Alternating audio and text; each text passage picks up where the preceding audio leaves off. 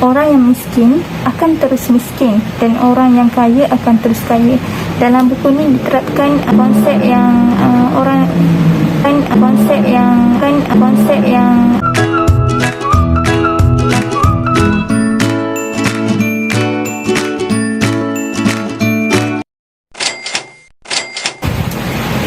Assalamualaikum warahmatullahi wabarakatuh. Hari ini saya akan review tema iaitu kapal terakhir dunia 1 dan 2. Saya nak tekankan mengenai pengajaran yang ada. Di antara beberapa perkara yang ditekankan dalam buku ini adalah orang yang miskin akan terus miskin dan orang yang kaya akan terus kaya. Dalam buku ini diterapkan kalau orang miskin tu memang akan terus miskin dan orang kaya akan terus menjadi kaya kerana mereka didoktrinkan sedemikian tanpa mereka sedar. Walau secerdik mana atau sehebat mana pun dia, kalau dia tak jadi pengampu, dia tak akan dapat naik ke atas. Macam itulah antara salah seorang watak dalam ni. Dia jadi pengampu dan cepatlah dia naik ke atas.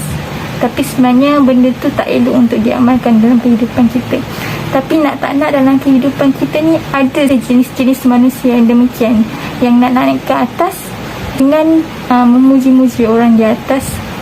Walau secerdik mana atau sehebat mana pun dia, jika dia tak pandai mengampu orang atasan, dia akan kekal di tempat yang sama. Maksudnya orang tu walaupun dia pandai, dia hebat, tapi dia tahu kelemahan orang atas atau dia cuba menegur dan tidak mengikut sahaja arahan orang atas, confirm mereka tidak akan dapat naik.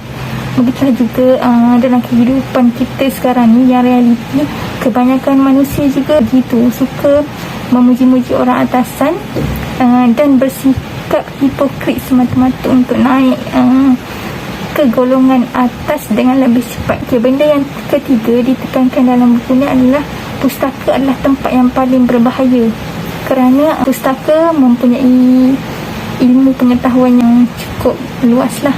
Jadi jika ramai yang ke perpustakaan, wujudlah bangsa-bangsa yang melawan dan akan berbunuhan sesama sendiri. Itulah yang ditekankan dalam buku ni. Okey, yang keempat, manusia di aras lantai ni didoktrinkan untuk membuat kerja. Jika seseorang tu tak membuat apa-apa kerja, ianya dianggap batu dan ianya tidak berguna lah. Jadi setiap orang perlu melakukan kerja setiap masa untuk kesenangan alam sejagat, tapi sebenarnya hanyalah untuk kesenangan orang-orang atasan pun kesenangan golongan tertentu sahaja. Okey, yang kelima, kesetiaan dan kepatuhan seseorang itu kepada peraturan dan golongan atasan menyebabkan dia sanggup berkorban apa sahaja untuk negara tercinta lah. Contohnya macam Arya yang sanggup berkorban, dan Arya ni juga seorang yang bertanggungjawab terhadap adiknya dan dia sanggup melakukan apa sahaja atau berkorban apa sahajalah. Okey, yang keenam adalah sifat penting diri dan kekejaman yang berlaku secara senyap, dan sesiapa yang menyatakan kebenaran akan dikatakan pembelot serta akan dihapuskan serta-merta. Yang ketujuh, golongan aras bawah dan aras tengah dikerahkan untuk bekerja sepanjang masa kerana jika mereka bekerja, mereka akan didoktrinkan untuk bekerja kepada masyarakat dan juga alam semesta lah.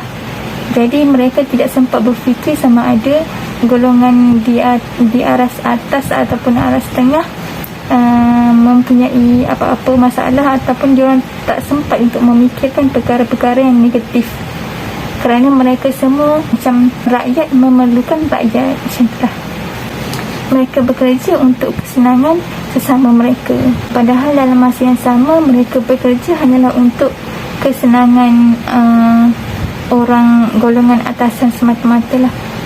Dan aras lantai paksa menyatu makanan kerana tidak mencukupi, dan makanan mereka dibuat dalam bentuk cube dan dikeringkan.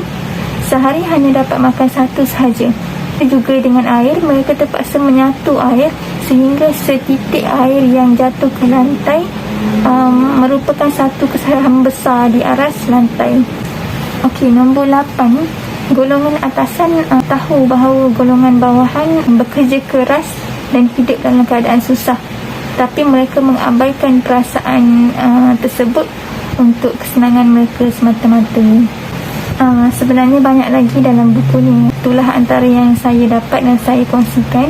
Jadi kalau korang nak tahu lebih lanjut bagaimana jalan cerita dia, best ke tak best ke, so korang boleh beli buku ni. Tapi bagi orang yang baru pertama kali nak cuba membaca karya Temeh, korang boleh membeli buku Arkitek Jalanan atau Pelukis Jalanan.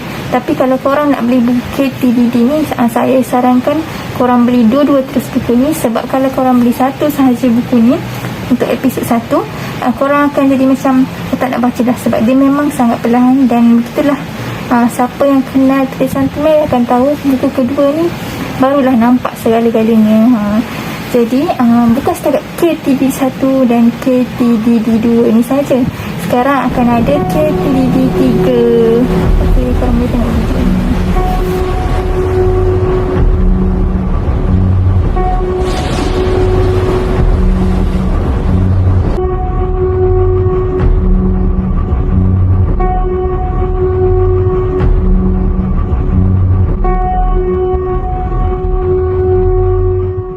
KTD 2 dan KTD 1 ni pun dah macam sangat best ceritanya. Tak sabar pula nak tunggu KTD 3 nanti. Okay, jomlah sama-sama kita membeli. Okay, bye. Assalamualaikum. Untuk pembeli terawal hari tu, kami mendapat button masing-masing. Rupanya button ni merupakan mengikut sektor aras masing-masing. So button kuning merupakan aras kuning, dan button hijau merupakan aras hijau, dan button biru merupakan aras biru. So korang boleh tengok button ni.